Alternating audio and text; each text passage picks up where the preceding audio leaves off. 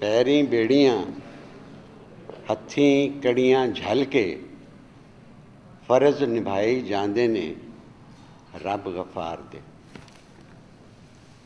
ہمارے لاہور میں ایک بیرسٹر ہیں ڈاکٹر عبدالباسط۔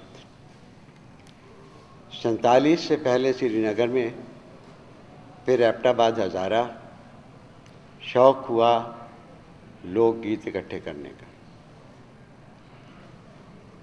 ایک مونوگرام تیار ہوا، انگریزی میں نام رکھا دا میوز آف ہزارہ ہلز۔ اس کتاب میں کوئی 150 مصروں پر مشتمل ایک عورت کی کہانی ہے، جس کی مشکل یہ ہے، ایک عورت کی کہانی ہے جس کی مشکل یہ ہے کہ اس کا باپ اس کا خاوند بھی ہے اور باپ بھی، اس کی ماں کے ساتھ ساتھ اس کی سوتن بھی ہے، اور اس کا بھائی ہونے کے ساتھ ساتھ اس کا خاوند بھی ہے۔ اب یہ تینوں لوگ مر گئے ہیں اور وہ 3 قبروں پر بیٹھی یہ عورت یا لڑکی رو رہی ہے کہ پاس سے گزرنے والے ایک راہی کو رونے کی آواز کھینچ لاتی ہے۔ کچھ مصرے: تیرے قبراں وچ اجاڑ، تیرے قبراں وچ اجاڑ ونج کے روندی ہک زنانہ، نال موتو دے غمگیر ہوئی آ۔ اجاڑ قبرستان میں بیٹھی ایک زنانی، کنواری یا شادی شدہ، رو رہی ہے، اور موت نے غالباً تینوں، باپ، ماں اور بھائی کی موت نے اسے دلگیر کر رکھا ہے۔ بات آگے کھلتی ہے: تیرے قبراں وچ اجاڑ، ایک شخص چلا جاندا ہے، اس راہ تو قدم وگدے نہیں، ویکھ کے وہ 3 قبراں، گل کڑی نو فرماندا ہے، دس کی تیرے یہ لگدے ہیں۔ اب بات واضح ہوئی کہ رونے والی لڑکی کنواری یعنی کڑی۔ راہگیر پوچھتا ہے کہ 3 قبروں میں دفن تیرے کیا لگتے تھے؟ جواب میں چڑھ کر جواب دیتی ہے، بھراوا جل اتھوں روانہ ہو، بھراوا جل اتھوں ہو روانہ، اے لکھی بھی تقدیر ہوئی آ۔ جاؤ جاؤ بھائی، اپنی راہ لو، میرا رونا تو نوشتہ تقدیر ہے۔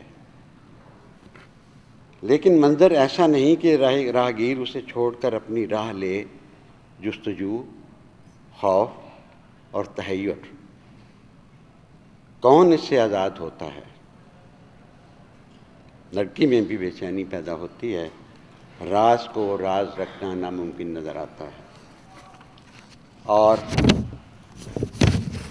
چارے پاسے قبراں دا کر دیے طواف، چارے پاسے قبراں دا کر دیے طواف، روندی ہے تے نال قبراں دا کر دیے طواف۔ اور پھر ان قبروں کی تفصیل بتاتی ہے کہ ایک بھائی تھا جو خاوند بھی تھا اور بیٹا بھی تھا، دوسری قبر باپ کی ہے جو باپ بھی تھا اور خاوند بھی تھا، اور تیسری قبر ماں کی ہے جو سوتن بھی تھی۔ اور پھر کہتی ہے، شخصا سارا حال سناواں تجھ، شخصا سارا حال سناواں تجھ، تدھاں تاں آسی ارمان، یعنی ساری کہانی سناؤں پھر تمہیں چین آئے گا۔ اور پھر ان رشتوں کا جواز یا وقوع بتا کر پوچھتی ہے، ایک گل تو ماں دس، ایک گل تو ماں دس، بھرا بھینوں دا قسم لگے، تے دھی ہوئے پیو دی رن، تقدیر الہی دی پکی تے کم دنیا دے بس۔ تقدیر الہی دی پکی تے کم دنیا دے ابس رونی ہاں میں تاں میرا کون کرے خسمانہ روندی ہاں میں تاں میرا کون کرے خسمانہ لو قلم زمین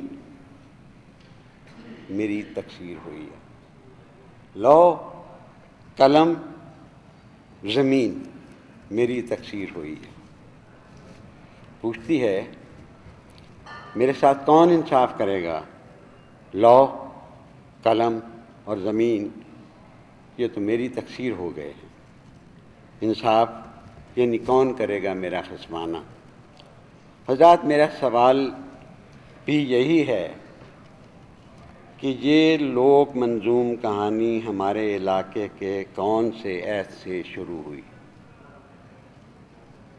قبل از آریہ آریاؤں کے آنے کے بعد یونانی عہد یہ سوال آپ پر تو انسائکلوپیڈیا بٹانیکا کے حوالے سے اول لوک ورثے کی تعریف folklore the generic name used to denote those traditional beliefs, superstitions, manners, customs, and observances